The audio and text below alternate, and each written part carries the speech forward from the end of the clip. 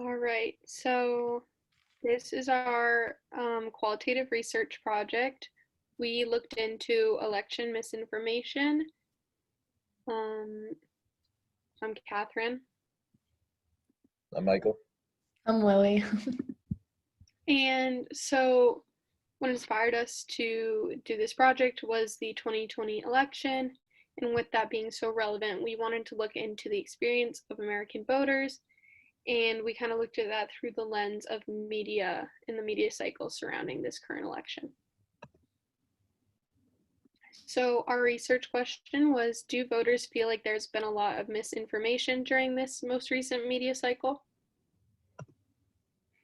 And like I said, I'm Catherine and I was the moderator for our focus group, and then Lily was the note taker, and Michael did a little bit of both. So he was the assistant moderator and the assistant note taker.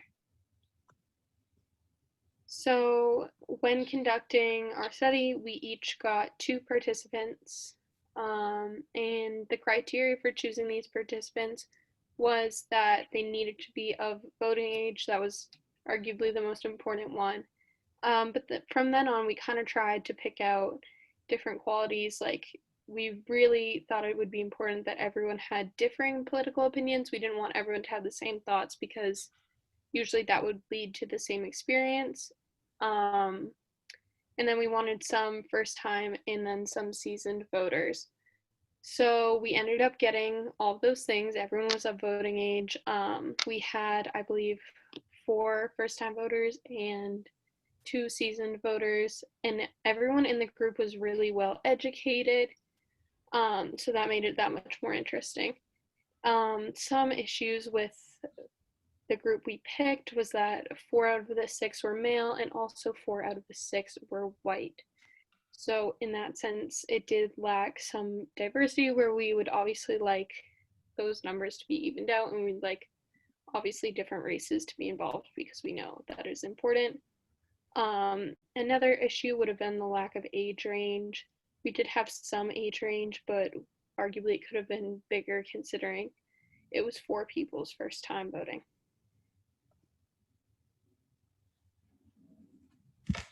Okay, so looking at the results, so the first question we asked was, how much attention have you paid attention to the election since November 3rd? And did you feel like the media you were digesting was accurate and trustworthy?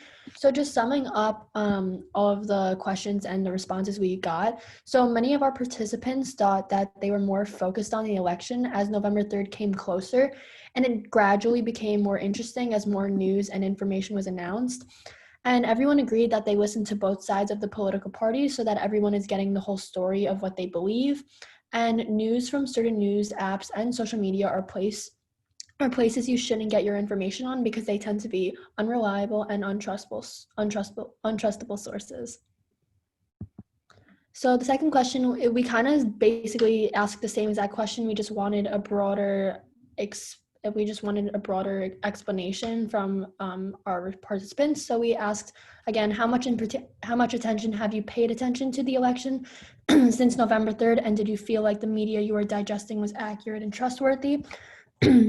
So some responses we got were the most amount of media consumed was the 2 weeks before the election because everyone was very anxious about what the outcome would be.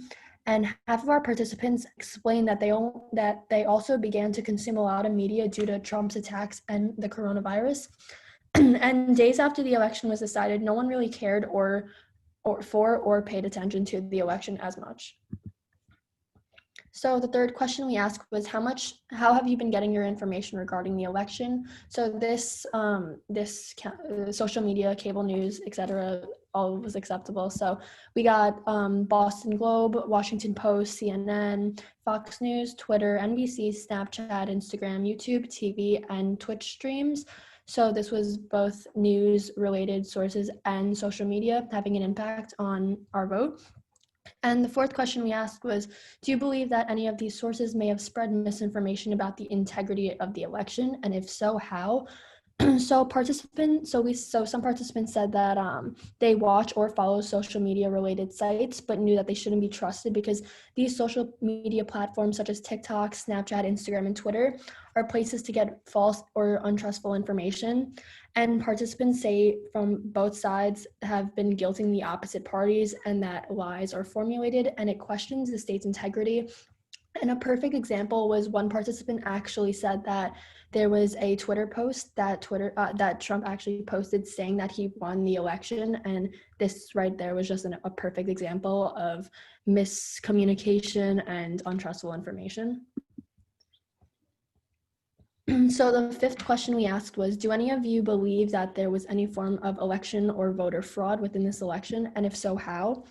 So basically all of our participants said the same exact thing, that there is voter fraud every election. And now with the coronavirus here, there was possible ballot fraud. And ballots were also given to non-registered voters, but everyone agreed that voter fraud would not have changed the outcome of the election due to the influx of younger kids voting. And one participant explained that the amount of mail-in voting this year due to the coronavirus has also left many conspiracy theories, since we make it easier for people to vote, so they begin to vote. And one person actually said that how much can the system tolerate before we have fraud actually affecting the election? And we all thought that was pretty interesting. And a topic that was brought up multiple times in our focus group was the difference of voters in the 2016 presidential election versus the 2020 presidential election. And it's clear that with mail-in ballots, there was an extreme amount of voters in 2020 rather than in 2016.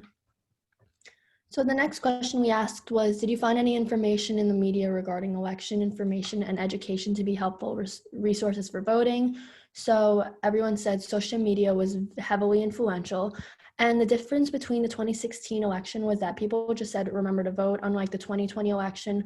Whereas every time you go on TikTok, Snapchat, Twitter, and especially Instagram, when you look at everyone's Instagram stories, there would be many people posting about voting awareness, how to file a ballot, where to go to vote, voting, how to check if your ballot wasn't fully submitted, and etc. And just to show that social media or this whole entire election was just really, really a big impact on today's society, that even the NFL was telling their fans to go out and vote. And this just shows how important and how much of an impact it had rather than 2016.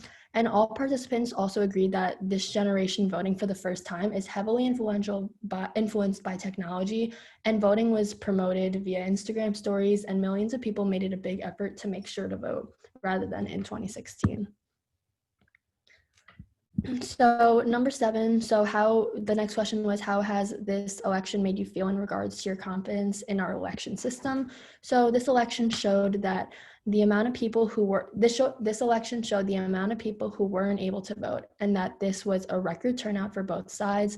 One respondent said that if the next president was challenged and if both sides target each other, how do we know that one is trying to steal the election? And we also know that there was much more participation, and we can see that the 2 to 3 weeks post-election that it was a fair election, and that there is confidence that it was a clean run.